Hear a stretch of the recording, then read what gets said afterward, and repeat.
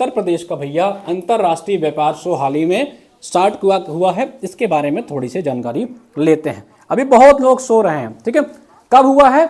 25 से 29 सितंबर के बीच में हुआ है। 25 से 29 सितंबर के बीच में हुआ है और इसका ये तीसरा एडिशन था। इन सब पे चीजों पे ध्यान दीजिएगा, ठीक है। हाल ही में उत्तर प्रदेश अंतरराष्ट्रीय व्यापार शो का आयोजन का कौन सा संस्करण किया गया? तो ये थर्ड एडिशन था, इसको याद कर लीजिएगा। 25 से 29 सितंबर के बीच में हुआ है। चलिए कहां पे हुआ है इसके बारे में जान लेते हैं। इसके बारे में थोड़ा अच्छे से देख लेते हैं, कहां पे ये हुआ है, कैसे हुआ है, सब कुछ हम लोग थोड़ा थोड़ा पढ़ लेंगे। कहां पे हुआ भैया? इसका वेन्यू क्या था? India expo centre and mart, greater Noida, ठीक है। आपका ग्रेटर नोएडा में हुआ है, इंडियन एक्सपो सेंटर एवं मार्ट में। मोदी जी उद्घाटन किए हैं, देख लीजिएगा। योगी जी को नहीं करने दिए, कहीं भैया तुम और काम कर लो, ये काम हम कर लेते हैं। तो मोदी जी आके उद्घाटन, इसका इनॉग्रेशन किए हैं, याद कर लेंगे। और इसकी जो थीम थी वो अल्टीमेट सोर्सिंग स्टार्ट थी यार, परम सोर्सिंग यहीं से शुरू होती है, ये इसकी थीम थी। तो याद कर लेंगे, आपका थर्ड एडिशन था मार्ट का। एडिशन पे ज़्यादा फोकस कर लीजिएगा। ग्रेटर नोएडा में हुआ है, इस पे फोकस कर लीजिएगा। उद्घाटन मोदी जी ने किया था और इसका जो आपका वेन्यू था ये कहाँ था? आपका ग्रेटर नोएडा में। और थीम पे फोकस कर लीजिएगा, अल्टीमेट। और एक चीज और, इसको आप मेंस में भी यूटिलाइज कर सकते हैं। मेंस में कहां कर सकते हैं? मेंस में आप जब रोजगार से संबंधित चीजों को दिखाएंगे तो यहां पे डिकोड कर सकते हैं मेंस में कि भैया ये जो उत्तर प्रदेश सरकार है इस तरह के मेलों का आयोजन कर रही है और इस मेले में बहुत सारे लोग का जो है रोजगार के भी अवसर निकल रहे हैं। तो इस मेले का आप जो है एग्जाम्पल सेट दे सकते हैं वहां पे रोजगार वगैरह में, ठीक है। इसलिए ये आपका पॉइंट मेंस में आएगा। और इस थीम के साथ इसको दे सकते हैं, इंडिया एक्सपो सेंटर एवं मार्ट का जो है उद्घाटन किया गया है, ठीक है। चलिए अगला देखा जाए, अगला क्या है? वाराणसी आयुर्वेद संस्थान, ठीक है। वाराणसी में एक आयुर्वेदिक संस्थान की स्थापना करने की बात कही जा रही है कि भैया एक आयुर्वेदिक संस्थान, आयुर्वेदिक सेंटर जो है, इंस्टीट्यूट जो है बनारस में खोला जाएगा, ठीक है। बीएचयू का नाम सुना है कि नहीं सुना है? बीएचयू की स्थापना पता होगा ना, 1916 में की गई थी। तो यही बीएचयू के आसपास आपका एक सेंटर स्थापित किया जाएगा, इसको आप लोग याद कर लीजिएगा, ठीक है भाई।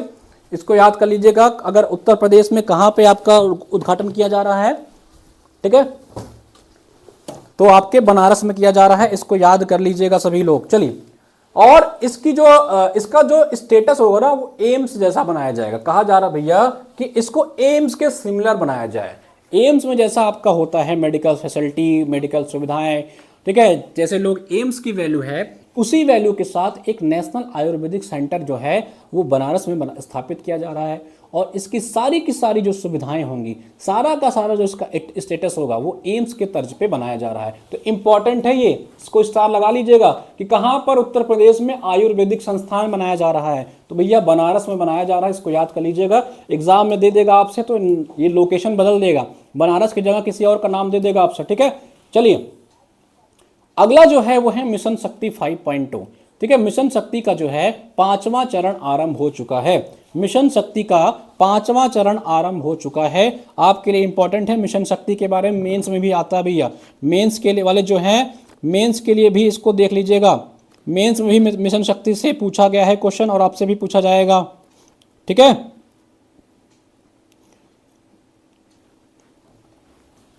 तो मिशन शक्ति जो 5.2 है इसकी शुरुआत की गई है और नारी सुरक्षा, नारी सम्मान, नारी स्वावलंबन, ये इसकी थीम के साथ शुरू की गई है। देख रहे हैं योगी जी ने कितना गुस्से में कह रहे हैं, उंगली दिखा रहे हैं कि अगर आपने महिलाओं के साथ कुछ भी किया, गड़बड़ी करी, तो अगले जो मोड पे हैं आपके यमराज इंतजार कर रहे हैं। तो मिशन शक्ति के बारे में थोड़ा सा जान लीजिए। इसका जो 5वां एडिशन है 22 सितंबर को इसकी शुरुआत की गई है।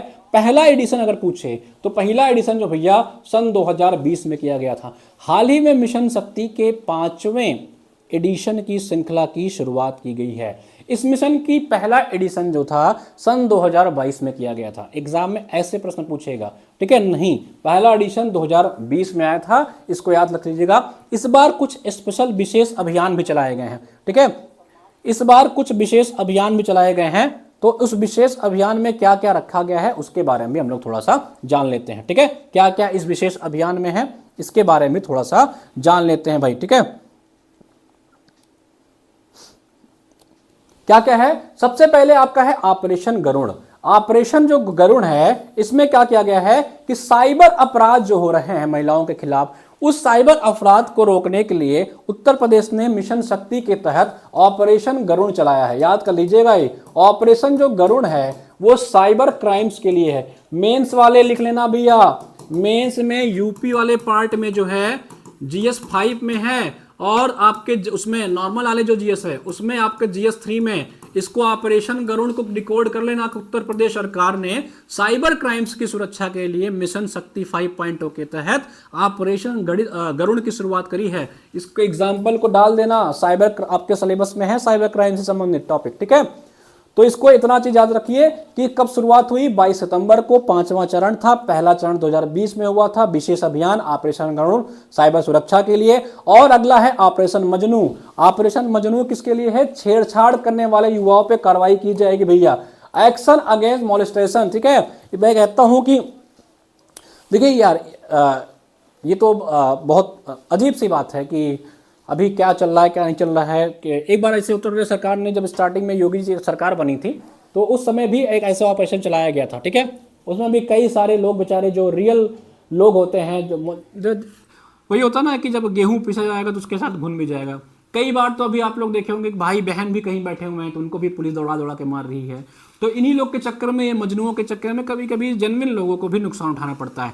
सरकार ने मजनू को रोकने के लिए ऑपरेशन मजनू चलाया है, ठीक है। ये वो वाले मजनू नहीं है, आपके मजनू भाई नहीं है, ठीक है। ये छेड़छाड़ करने वाले के खिलाफ कार्रवाई होगी, ठीक है। महिला सुरक्षा के लिए अगर कहीं पे आपके एग्जाम में आता है, मेंस में वुमेन सेफ्टी के लिए, सुरक्षा के लिए तो आप चला सकते हैं, या निबंध में एशे में आता है तो उसको कोट कर लीजिएगा कि उत्तर प्रदेश सरकार जो है ऑपरेशन मजनू चला रही है। और ऑपरेशन बचपन भी चला रहा है बच्चों को रेस्क्यू करने के लिए, ठीक है। जो आपके चाइल्ड्स होते हैं जिनका लोग पता लगा उनको किडनैप कर करके भीख मंगवा रहे हैं, कहीं उठा ले जा रहे हैं बच्चों को, या पलायन हो जा रहा है, उनको सप्लाई किया कर दिया जा रहा है, तो उनको रोकने के लिए सरकार ने ऑपरेशन बचपन भी चलाया है। और नशा मुक्ति के लिए भी अभियान चलाया है, ठीक है। नशा मुक्ति के लिए भी अभियान चलाया गया है इस मिशन जो आपकी शक्ति है 5.0 के तहत। चलिए अगला है आपका एकीकृत शिकायत निवारण प्रणाली, इंटीग्रेटेड ग्रीवेंस रिड्यूसल सिस्टम के तहत अभी उत्तर प्रदेश सरकार ने एक डेटा निकाला है कि भैया एकीकृत शिकायत निवारण में कौन कौन से जो है आपके जिले अग्रणी रहे हैं, उनके बारे में सरकार ने कुछ सूचना दी है। सबसे पहले समझिए, पुलिस निवारण में अगर आपके पास पुलिस से संबंधित कोई आपका विवाद है, मसला है, आप गए पुलिस के पास, तो भैया गौतम बुद्ध नगर की पुलिस ने सबसे सही तरीके से काम किया। मान लीजिए आपका कोई मसला हो गया आपके अड़ोसी पड़ोसी या आपके महिला मित्र से, दोस्त मित्र से, किसी से आपका मैटर हो गया, तो गौतम बुद्ध नगर की जो पुलिस है वो सबसे फास्ट ट्रायल तरीके से काम करी है। तो इंटीग्रेटेड शिकायत निवारण प्रणाली में पुलिस निवारण में इसको पहला स्थान मिला है। एग्जाम में अगर आता है भैया तो देख लीजिएगा, गौतम बुद्ध नगर को मिला है। और जिला डिस्ट्रिक्ट मजिस्ट्रेट लेवल पे कोई अगर असुविधा हुई है तो उसके निपटारा करने में श्रावस्ती सबसे जो है आगे रहा है। अच्छा, श्रावस्ती के बारे में एक चीज और जान लीजिए कि सबसे कम पढ़ी लिखी जनसंख्या यहीं पे है, सबसे कम पढ़ी लिखी महिला यहीं की हैं।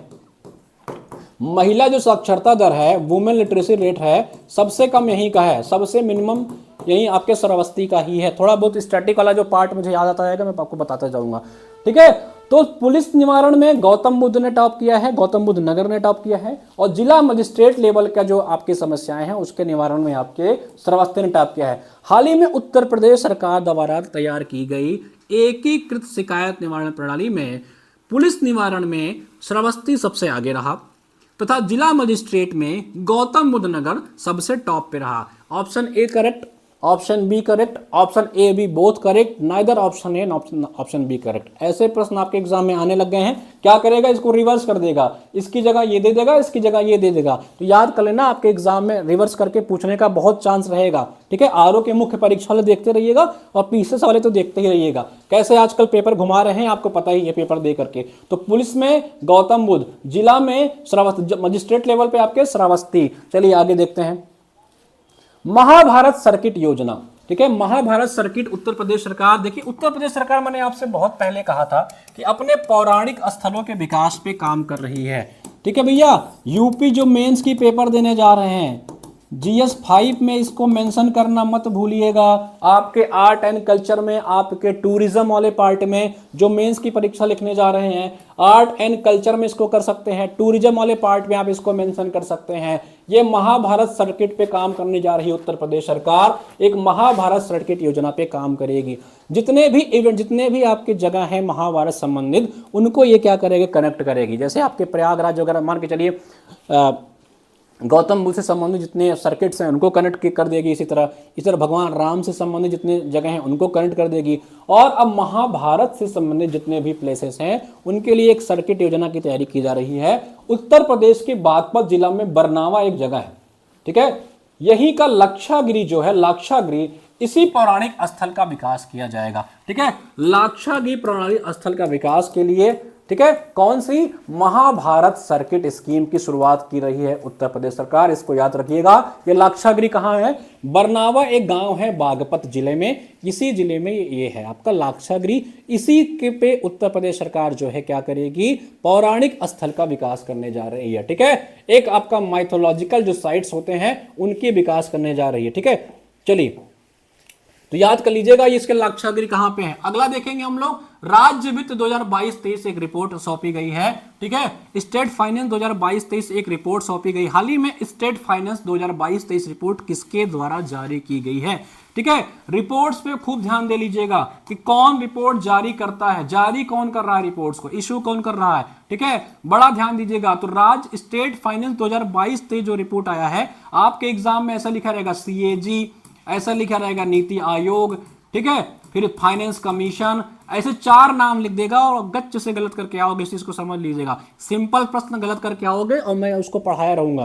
ठीक है, स्टेट फाइनेंस कमीशन हाल ही में रिपोर्ट 2022-23 आई है, कैग ने जारी किया है, नियंत्रण एवं महालेखा परीक्षक कैग द्वारा इस रिपोर्ट को जारी किया गया है। उसमें बताया गया है कि Uttar Pradesh leads among 16 state with revenue surplus.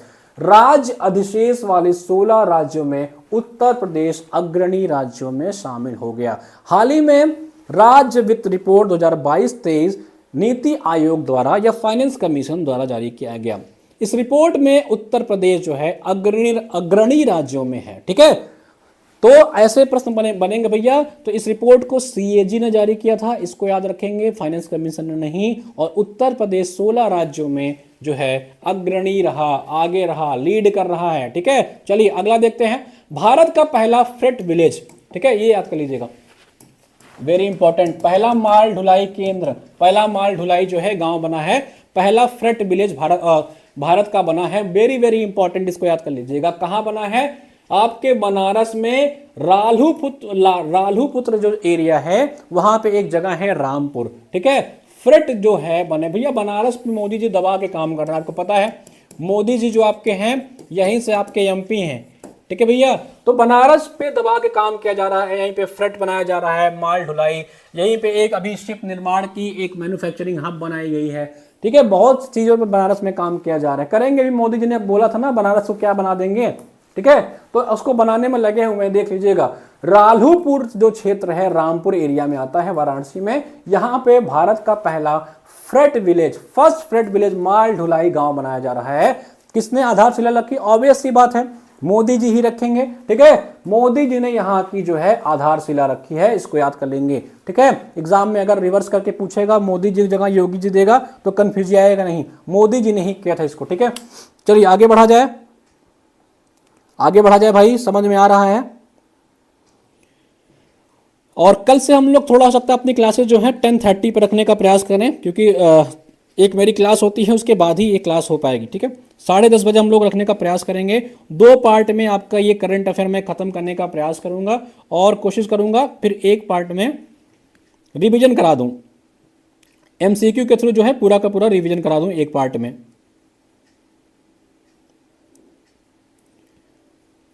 रखने का प्रयास करेंगे 2 पार्ट में। ठीक है, चलिए सर आपका बैच लिया है पर आपके PDF प्रिंट आउट के लिए डाउनलोड नहीं हो रहा है। घटना चक्र के GDC का बैच, कौन सा बैच लिया सर, आपका बैच लिया पर आपका PDF प्रिंट आउट के लिए डाउनलोड नहीं हो रहा है। GS का GDC का कौन सा नहीं डाउनलोड हो रहा है प्रिंसी जी, आप उसके एक्सपोर्ट पे क्लिक कर लीजिए, एक्सपोर्ट बटन होता है ना, उस पर क्लिक कर लेंगे तो आपके फ़ोन में थोड़ा वेट किया करिए। कभी कभी क्या होता है कि पीडीएफ जो है ना नेटवर्क इशू की वजह से नहीं होता है। और अगर समस्या आ रही है तो एक बार प्ले स्टोर से जा करके देख लीजिएगा कि कहीं ऐप पे आपका अपडेट तो नहीं मांग रहा है।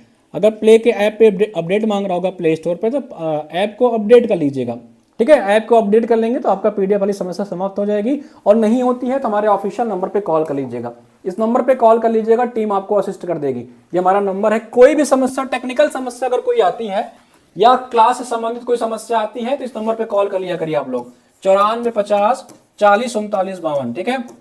इस नंबर पे कॉल कर लिया करिए तो आपको मैम या जो भी उठाएंगे आपकी समस्या जो है समाधान करने का यथाशीघ्र प्रयास किया जाता है, ठीक है भाई। हर हर महादेव जय सिंह भाई, ठीक है। चलिए आगे बढ़ा जाए, क्लास में आगे बढ़ा जाए भाई। सभी का स्वागत है, जितने भी लोग जुड़े हुए हैं सेशन को लाइक जरूर कर दिया करिए, शेयर कर दिया करिए, वीडियो को हाइप कर दिया करिए, अपने मित्रों यारों और अपने व्हाट्सएप पे स्टेटस भी लगाया करिए, ठीक है। बताया करिए यार, थोड़ा सा आप ही लोग हमारा प्रचार है, आप ही लोग हमारा मोटिवेशन है। हमारे पास कोई बहुत बड़ी टीम नहीं है, हमारा मोटिवेशन आप ही हैं और आपका मोटिवेशन भी मैं ही बनना चाह रहा हूं कि मैं आपको वो चीज़ पढ़ाऊं जो एक्चुअल में पेपर में पूछा जाएगा। चलिए, कहाँ पर रखा गया फ्लड विलेज का, ये याद रखिएगा, ये इंपॉर्टेंट है, इसको याद रखेंगे सभी लोग। मोदी जी ने इसका उद्घाटन किया है, इसको भी याद रखेंगे, ठीक है। चलिए, अब उत्तर प्रदेश सरकार जो है वो जाति आधारित रैलियों, साइन बोर्डों और पुलिस रिकॉर्ड में जाति का उल्लेख पर बैन लगा दी है। हाल ही में किस राज्य सरकार ने कास्ट बेस्ड आपके जो रैलीज हैं, साइन बोर्ड्स और mention of caste in police station, police record में आपका जो है अब जाति नहीं लिखा जाएगा। याद कर लीजिएगा, अब उत्तर प्रदेश में अगर जब चुनाव होगा ना तो यहां नहीं लिखा रहेगा राम कुमार, जैसे लोग लिखते थे ना, राम कुमार तिवारी, राम कुमार शुक्ला, राम कुमार पांडे, राम कुमार पासी। वैसे तो लोग अपनी जाति छुपाते हुए फिरते हैं, लेकिन जब चुनाव का टाइम आता है ना तब अपने जाति को दबा के मेंशन करते हैं ताकि भैया उनको जाति आधारित वोट भी मिल सके, ठीक है। तो इसको अब उत्तर प्रदेश सरकार ने बैन कर रखा है। अब रैलियों में भी आप जाति आधारित प्रयोग नहीं कर पाओगे, ठीक है। और साइन बोर्ड्स में भी आप इसका इस्तेमाल नहीं कर सकते हो। पुलिस रिकॉर्ड्स में भी आपके ये नाम जो है, आपकी जाति मेंशन नहीं की जाएगी। उत्तर प्रदेश ये आपका जो है पहला राज्य बना है ऐसा करने वाला, इसको याद रखिएगा। चलिए, पहला है लोटस गार्डन, कमल उद्यान का हाल ही में उद्घाटन किया गया है। हाल ही में उत्तर प्रदेश में कहां पे पहले कमल, भारत के प्रथम कमल उद्यान का उद्घाटन किया गया है जो स्वास्तिक आकार का है। स्वास्तिक आकार के कमल उद्यान का उद्घाटन उत्तर प्रदेश में किया गया है। कहां पे? लखनऊ में। याद कर लीजिएगा, लखनऊ स्थित CSIR जो है वहीं पे आपका जो राष्ट्रीय वनस्पति अनुसंधान संस्थान है, ठीक है, national botanical research institute NBRI जो है वहीं पे आपके स्वास्तिक शेप में भारत का पहला लोटस गार्डन बनाया जा रहा है। किसके द्वारा इसका उद्घाटन किया है? डॉक्टर जितेंद्र प्रताप सिंह जी ने इसका उद्घाटन किया है। याद कर लीजिएगा, कंफ्यूज आएगा नहीं, यहाँ पे आपके योगी जी एग्जाम में लिख के आ जाएगा या मोदी जी लिख के आ जाएगा, तो कंफ्यूज मत करिएगा। डॉक्टर जितेंद्र सिंह ने इसका उद्घाटन किया है क्योंकि भैया ये आपके साइंस एंड टेक मंत्रालय के मिनिस्टर हैं और CSIR ने इस पे काम किया है, इसीलिए इन्होंने आके उद्घाटन किया है। कौन सा मंत्रालय ने इससे जुड़ा हुआ है? विज्ञान एवं प्रौद्योगिकी मंत्रालय, साइंस एंड टेक्नोलॉजी मिनिस्ट्री ने इसको बनाया हुआ है। कमल उद्यान को का किस आकार में है? स्वास्तिक आकार में है, भारत का पहला है, लखनऊ में इसका उद्घाटन किया गया है। इसको देख लेंगे एक बार, ठीक है। चलिए आगे बढ़ा जाए। भारत स्काउट्स एवं गाइड्स के जो है, भारत स्काउट्स एवं गाइड्स का आप लोग ने नाम सुना ही होगा, ये चर्चा में आया है। क्यों? कि इसका 19वां राष्ट्रीय जम्बूरी, ठीक है, भारत स्काउट एवं गाइड पे ट्रेनिंग की जाती है एक रक्षा के लिए, रक्षा के पॉइंट ऑफ व्यू से, इसको डिफेंस के पॉइंट ऑफ व्यू से बनाया गया था ताकि एक मेंटल सेट डेवलप किया जा सके लोगों में डिफेंस से लेकर के। इसकी जो है 19वीं राष्ट्रीय जम्बूरी जो है इसका आयोजन किया गया है। जम्बूरी का मतलब एक प्रकार से हुआ, एक प्रकार से शो समझिए, ठीक है। कहां पे इसका आयोजन किया गया है? लखनऊ में आयोजन किया गया है भारत स्काउट्स एवं गाइड्स का, ठीक है। चलिए अगला क्या है? डॉक्टर ऑफ लिटरेचर की उपाधि से हाल ही में किसको सम्मानित किया गया है उत्तर प्रदेश के? तो भैया प्रशांत कुमार जी हैं। प्रशांत कुमार जी को डॉक्टर ऑफ लिटरेचर अवार्ड से सम्मानित किया गया है। एग्जाम में कहीं प्रशांत कुमार जी आपको दिख जाए मैचिंग कराने के लिए तो याद कर लीजिएगा, इनको डॉक्टर ऑफ लिटरेचर अवार्ड मिला है। ये आपके लखनऊ विश्वविद्यालय से संबंध कर, ठीक है, लखनऊ विश्वविद्यालय के प्रोफेसर हैं। चलिए अगला है आपका जल वृत्त मानचित्रण परियोजना। वाटरशेड मैपिंग प्रोजेक्ट जो है, जिसे आप हिंदी में पढ़ोगे जल वृत्त मानचित्र परियोजना, ठीक है। इस परियोजना की हाल ही में शुरुआत की गई है, जल वृत्त मानचित्र परियोजना, याद रखेंगे। राष्ट्रीय स्वच्छ गंगा मिशन नमामि गंगे के तहत इसकी शुरुआत की गई है, ठीक है। इसके तहत क्या किया जाएगा, प्रयागराज और कानपुर के मध्य स्थित गंगा यमुना दोआब में एक लुप्त प्राचीन नदी का साक्ष्य प्राप्त हुआ है, ठीक है। जो प्रयागराज है और कानपुर, इनके बीच में एक लुप्त नदी का साक्ष्य मिला है कि भैया इसके बीच में एक नदी थी जो कभी पुराणों में या पौराणिक रूप से हम लोग सुनते हैं, उसका इनको एक प्रूफ, एक एविडेंस प्राप्त हुआ है। तो उसी पे काम करने के लिए इन्होंने जल वृत्त वाटरशेड प्रोजेक्ट पे काम करेंगे, जिसका नाम रखा है जल वृत्त मानचित्र परियोजना। राष्ट्रीय स्वच्छ गंगा मिशन के तहत, नमामि गंगा के तहत इस पे काम किया जाएगा, ताकि उस पे रिसर्च किया जा सके कि जो आपकी गंगा यमुना दोआब है, इसके बीच में जिस नदी का हमको एविडेंस मिला है, कौन सी नदी थी, कैसे लुप्त हुई, क्या कारण था इसके, उन सारी चीजों पे रिसर्च करने के लिए काम किया जा रहा है। तो आपको याद रखना है किसके मध्य में, गंगा और प्रयागराज और कानपुर के मध्य में राष्ट्रीय स्वच्छ गंगा मिशन के तहत। अब आपके एग्जाम में हो सकता है ये ना पूछे सीधा सीधा, ये पूछ ले भैया कि नमामि गंगा परियोजना की शुरुआत कब की गई थी। तो याद कर लीजिएगा जून 2014 में इसकी जो नमामि गंगे मिशन है, इसकी शुरुआत की जाती है। हाल ही में जन वृत्त मानचित्रण परियोजना जो है प्रयागराज और कानपुर के मध्य किया गया है, ठीक है। नमामि गंगे मिशन की शुरुआत सन 2013 में की गई थी। आपके एग्जाम में ऐसे दो स्टेटमेंट बना के पूछेगा, एक करंट से और एक आपके स्टैटिक से मिक्स करके पूछेगा। तो आपको थोड़ा पैटर्न के हिसाब से चलते रहना है। जैसा एग्जाम का पैटर्न बन चुका है भैया, अपने आप को भी उसी तरह अपडेट करते रहिए। अब पुराने ढर्रे पे वन लाइनर छोड़ दीजिए, स्टेटमेंट बेस्ड प्रश्न आ रहे हैं, स्टेटमेंट में करंट भी आ रहा है तो साथ साथ एक स्टैटिक भी घुसा दे रहा है। कौन सा मंत्रालय कर रहा है, क्या क्या चीजें उसमें हो रही हैं, एक एक चीजें आपको पढ़नी है। बहुत ज़्यादा चीज़ें नहीं पढ़नी है, कम चीज़ को पढ़ना है और बार बार उसी को पढ़ना है। हम अपनी क्लास में वही चीज़ आपको कराने का प्रयास करेंगे। जितना पढ़ाया जाएगा उसी को बार बार रिवाइज करिए, आपका करंट अफेयर का लोड जो है वो समाप्त हो जाएगा भाई, ठीक है। चलिए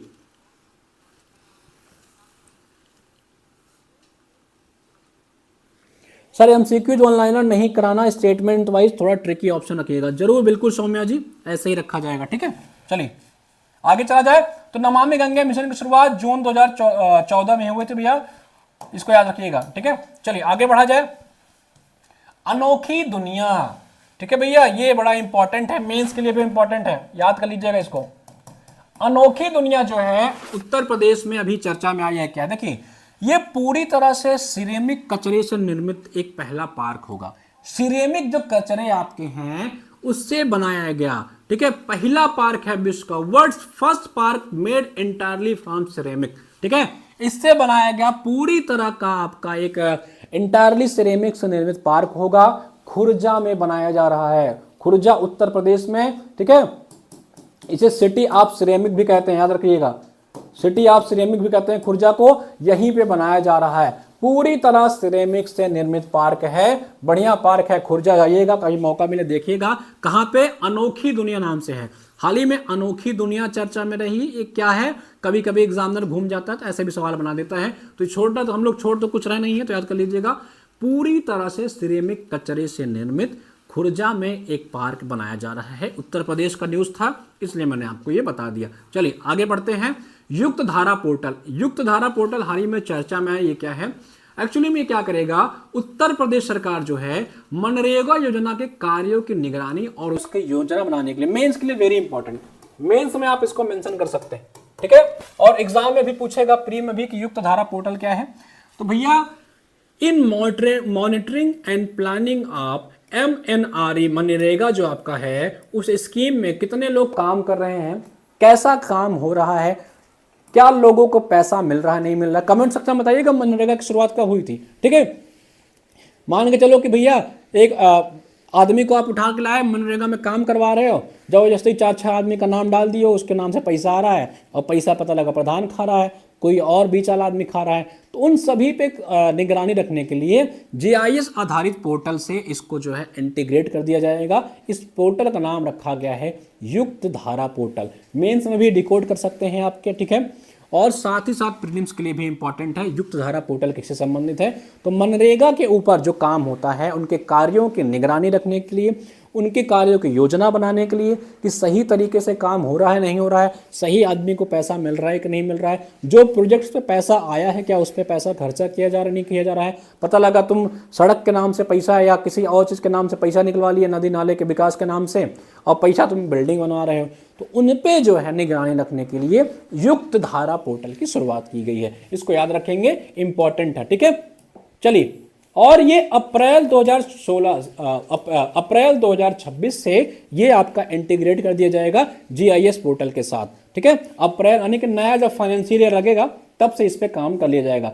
मनरेगा के बारे में बताइएगा कमेंट सेक्शन में, इसकी शुरुआत कब हुई थी और कितने दिन का मिनिमम गारंटी इसमें रखा गया है। मनरेगा में कितने मिनिमम दिन का गारंटी रखा गया? ठीक है, बिल्कुल सही जवाब, 2009 में इसकी शुरुआत होती है। सही जवाब दिया है आपके दीक्षा जी ने। चलिए आगे बढ़ा जाए।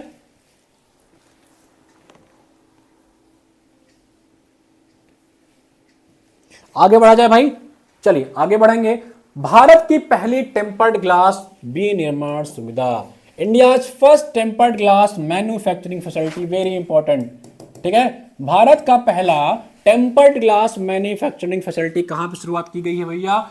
नोएडा में, याद कर लीजिएगा। किसके द्वारा? Union ministry of electronics and information technology ने इसकी शुरुआत करी है। ग्रेटर नोएडा में भारत का पहला टेम्पर्ड ग्लास मैन्युफैक्चरिंग है, जो अपने मोबाइल वगैरह के ऊपर आप लोग लगाते हो ना टेम्पर्ड वगैरह, उसके लिए इसकी शुरुआत की गई है, आपके नोएडा में की गई है। और अश्विनी वैष्णव जी जो हैं इन्होंने इसका उद्घाटन किया है। ये इंपॉर्टेंट है, इसको देख लीजिएगा एक बार, कहां पे किया गया है, किसने किया है। ठीक है, चलिए, Uttar Pradesh electronics manufacturing policy जो है ये आपकी जो है 2025 लॉन्च की गई है। इसको याद रखेंगे, मेंस के लिए इंपॉर्टेंट है, इसलिए मैंने यहां पे इसको मेंशन करा दिया है। इसको एक टारगेट क्या है कि भैया approve to establish Uttar Pradesh as a global electronics manufacturing hub. Uttar Pradesh को ग्लोबलाइजेशन मतलब वर्ल्ड लेवल पे क्या किया जाए, एक मैन्युफैक्चरिंग हब बनाया जाए।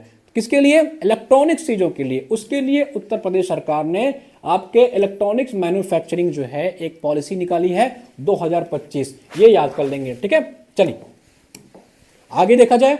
अगला है आपका उत्तर प्रदेश का निर्यात प्रोत्साहन नीति। ठीक है, Uttar Pradesh export promotion policy of UP, very important, very important. क्या है, किससे किसके बीच में ये पॉलिसी आपकी रहेगी? 2025 से लेकर के 2030 के बीच में जो है इसका टारगेट रखा गया है 5 सालों का। इसको याद कर लीजिएगा। यूपी का जो प्रमोशन पॉलिसी है एक्सपोर्ट करने का, उसका टारगेट ईयर क्या है? 2025 से लेकर के 2030 के बीच में। एग्जाम में आएगा तो 2024 से लेकर के 2029 कर देगा, या उसका जो है गैप ईयर चेंज कर लेगा। तो याद कर लीजिएगा 2025 से लेकर 2030 के बीच में है। टारगेट क्या है? Double the state export. जो उत्तर प्रदेश का एक्सपोर्ट है 2030 तक उसको दुगना कर देना। जितनी चीज़ों को हम एक्सपोर्ट कर पा रहे हैं उसको डबल कर देंगे। हमारे यहाँ आपको पता है कि हम लोग आलू के प्रोडक्शन में सबसे टॉप पे हैं। ठीक है, मिल्क के प्रोडक्शन में टॉप पे हैं। ऐसे कई सारी चीज़ें हैं जिनमें हम सेकंड पे भी हैं। तो उनके एक्सपोर्ट्स के लिए और अदर्स जो हमारे पास रिसोर्सेज हैं उनके एक्सपोर्ट को हम कैसे डबल कर सके, उसके लिए उत्तर प्रदेश सरकार जो है एक्सपोर्ट प्रमोशन पॉलिसी ला रही है। 2025 से लेकर के 30 के बीच में इस पे काम किया जाएगा। मेंस के लिए भी इंपॉर्टेंट है, प्री के लिए भी इंपॉर्टेंट है। और टारगेट यही है कि जब हमारा एसडीजी गोल पूरा होने वाला होगा जिस साल, उसी साल तक हम अपने एक्सपोर्ट को भी दुगना कर लें। ठीक है, एसडीजी गोल अपना कब पूरा होगा? एसडीजी जो अपना गोल होगा वो 2030 तक हम लोगों ने टारगेट रखा है। चलिए अगला देखते हैं। अगला